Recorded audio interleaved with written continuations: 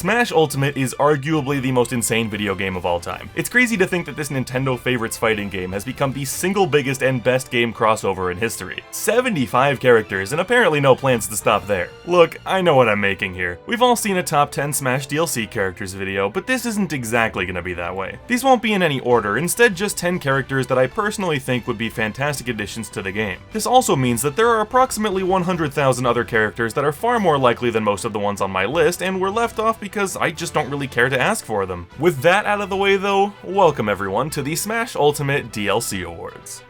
Our first award tonight is the Most Deserving Award, and it goes to none other than Bandana D from the Kirby series. This one is pretty simple. Not only a variation on an enemy that's been around since the original Kirby game back in 1992, Bandana D has sort of become a fourth playable character in the series, and seeing as we already have the first three, I think he's one of the most deserving of a chance to finally get in on the fun. He would undeniably be a bit simple, but we don't have any Lance or Spear fighters in Smash yet.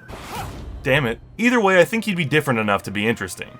Next up is the Precious Lad Award, and I'm giving it to Agumon. I think a lot of people associate Digimon with its anime series and forget that it started as pseudo-Tamagotchi toys. Sure, you could potentially argue that those don't count as video games enough for him to get in, but the first game did technically come out before the anime anyway. Also, I say if Rob counts, then he can too. Originally, my mind went directly to making him a Pokemon trainer type character, rotating between Agumon, Greymon, and Wargreymon, but then I thought that it wouldn't be as special to just do the same thing again, especially the same as a rep from a franchise that's considered to be Digimon's rival. Sure, it would work, but I think it would be far more interesting to give them a meter that charges up from landing and taking hits and allows them to digivolve when it's full. Each transformation will be permanent, only resetting back to Agumon when the match is done. So maybe you could also introduce a scaling damage recovery when you digivolve. As in, the higher percentage you are, the more you heal when you go for it. This way there's an incentive to not just jump to the next form the moment it's available, and you could balance that out by making the meter drop by a bit every time you're knocked out. I'm starting to realize that I really just want to play Rumble Arena 2 in Smash Bros, but can you really blame me?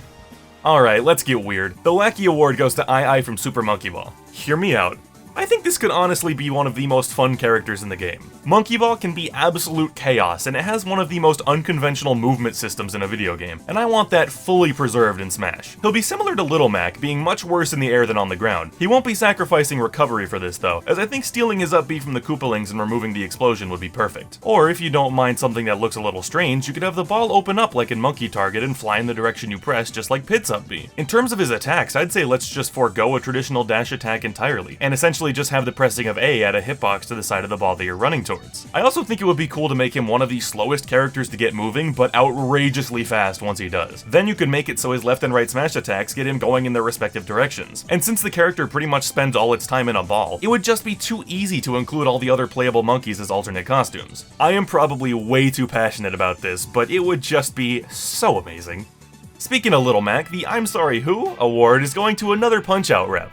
King Hippo. Smash needs more heavies, Smash needs more villains, and Punch-Out needs a character that doesn't suck, so why not? I think the most fitting style for him would be to make him like Incineroar, with insanely powerful grabs and highly armored smash attacks. First things first, give him a pseudo counter that mimics his iconic Hippo squeeze. To differentiate it from the other counters, maybe it goes off regardless of if he's hit, but anyone who hits him from the front during it gets frozen in place until the move is done. I considered giving him a bad jump just like Little Mac, but then it occurred to me that there's really no reason for most of these characters jumping as low or high as they do, and I also had a great idea. What if his grounded jump had him punching into the ground and using the force to fly upwards? This way, as long as he starts from the ground, he'll have a spectacular amount of airtime without having to have some crazy high jump. They could also add this ability to his footstooling, giving him our first ever spiking jump. His recovery, though, shouldn't be that much better than Max. I think it'd be cool to call back to his lack of a belt by having his up B make him rise out of his pants, only to pull them up with him afterwards. Oh, and give us another Punch-Out game while you're at it, please?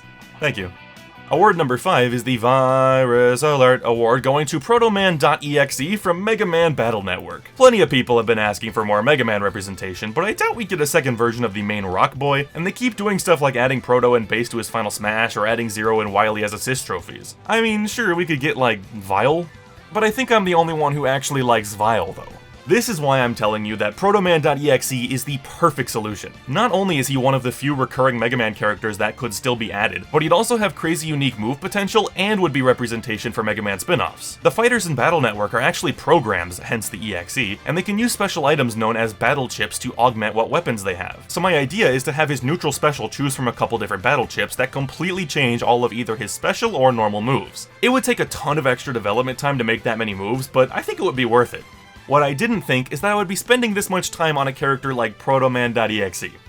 Getting back towards the realm of possibility, the Moustache Twirler award is going to the one and only Dr. Eggman. As much as people hate to admit it, Sonic has one of the best casts of characters in all of video games. Just about any of the main characters from his games could be turned into fun and unique Smash fighters, like Tails, SBO, Vector, Danica Patrick, but I don't think any other needs to be in there more than Robotnik himself. Since he's such a lanky and awkwardly proportioned man, I think he might be kinda unwieldy to control, so I think he should, much like I, borrow a page from the Koopalings playbook and stay in the Eggmobile. For some of his tilts and aerials, he could always just reach out and slap people, but the machine has had plenty of abilities over the years that could be included as moves, such as the Hammer Ball, a Spike Drill down air, or a Missile Launcher neutral special. Or maybe you could introduce a Luma mechanic where Metal Sonic floats around him and can be part of his moveset. Although I'd also love to see Metal as an Echo Fighter for Sonic. No matter what shape he comes in, my money's on round, Eggman would be a fantastic idea for a fighter.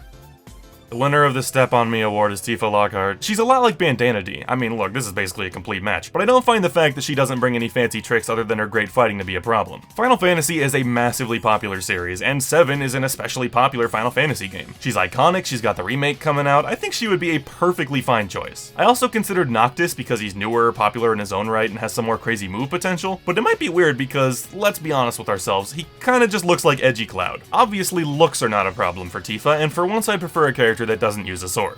Award number 8 is the More of This Please award, and fulfilling it requires one simple thing.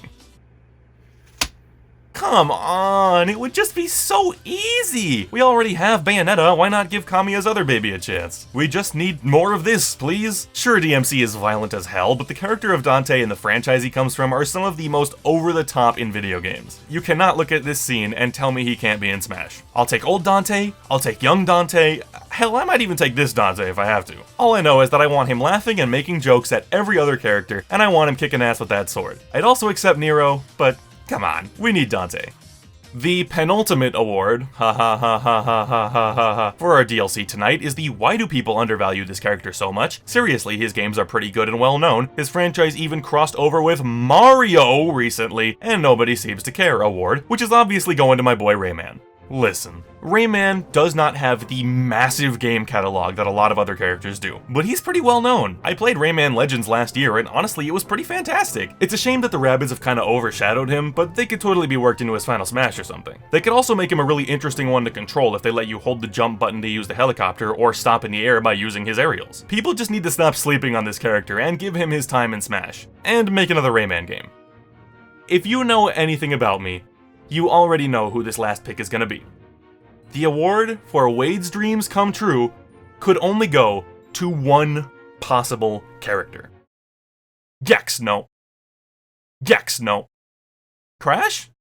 Yeah, Crash. Crash Bandicoot! Oh hell yeah, I want this man in the game. I've said it before and I'll say it again. Crash has one of the most underrated franchises out there. Sure, there are some rushed, sloppy experiences here and there, but the games that hit just slam, dude! I can see it now. His jab and dash attack will be standard spins, his down tilt will be the slide that you can combo into a jump, his smash attacks could use his yo-yo or aku-aku, his down air could be the belly flop, his neutral B could be the fruit bazooka, and maybe one of his special spawns a TNT crate, or maybe his up B spawns an arrow crate for him to jump on, and the crash dance could be a taunt. Oh my god, man. Seriously, put Crash in this game and it may just kill me. This is how I'm going to die someday. I mean, either that or my bad liver. Who's to say, really?